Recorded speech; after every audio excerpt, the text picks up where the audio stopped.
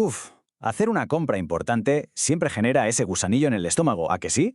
Ese momento justo después de firmar, cuando te asalta la duda de si ha sido la decisión correcta.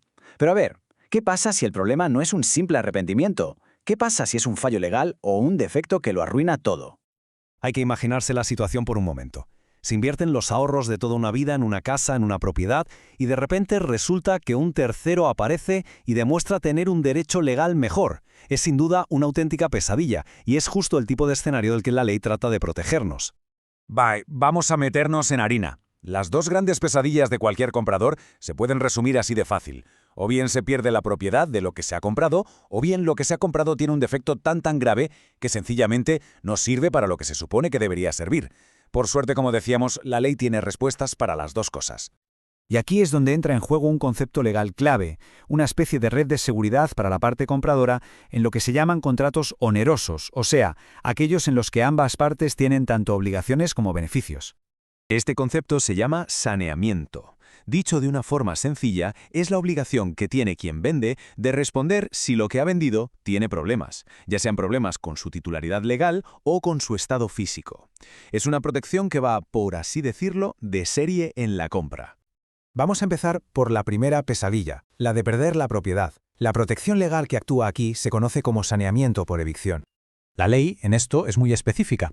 El artículo 2119 lo deja clarísimo.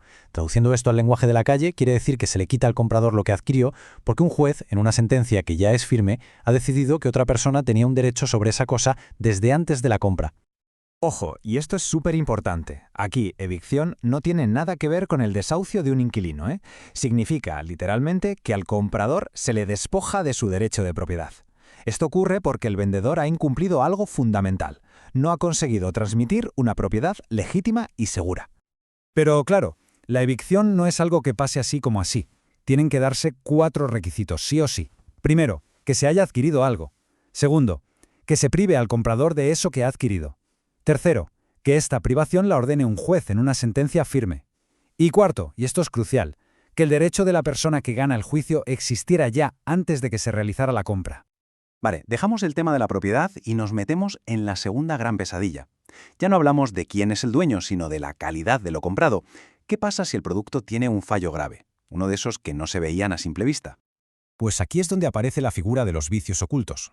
Son esos defectos graves que no están a la vista y que provocan que la cosa no sirva para su fin o que le restan tanto valor que de haberlos conocido la compra no se habría hecho o desde luego se habría pagado mucho menos.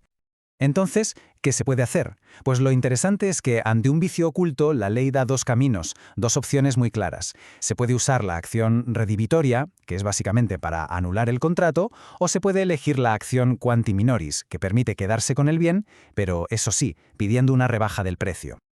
Pero ojo, que esta protección tiene sus límites. No se puede reclamar por un vicio oculto si el defecto saltaba a la vista o si el comprador es un experto en la materia que debería haberse dado cuenta. Tampoco vale si el fallo aparece después de la compra o si lo que se compró fue en una subasta judicial.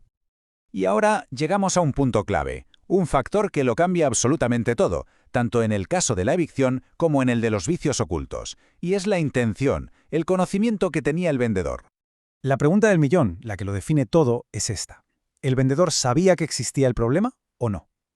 La ley distingue muy claramente si actuó de buena fe, porque lo ignoraba, o de mala fe, porque lo sabía y se lo calló. Y la diferencia, como vamos a ver, es fundamental. Fijaos porque la diferencia en las consecuencias económicas es brutal. Un vendedor de buena fe, que no sabía nada del problema, tiene que devolver el precio y pagar los gastos.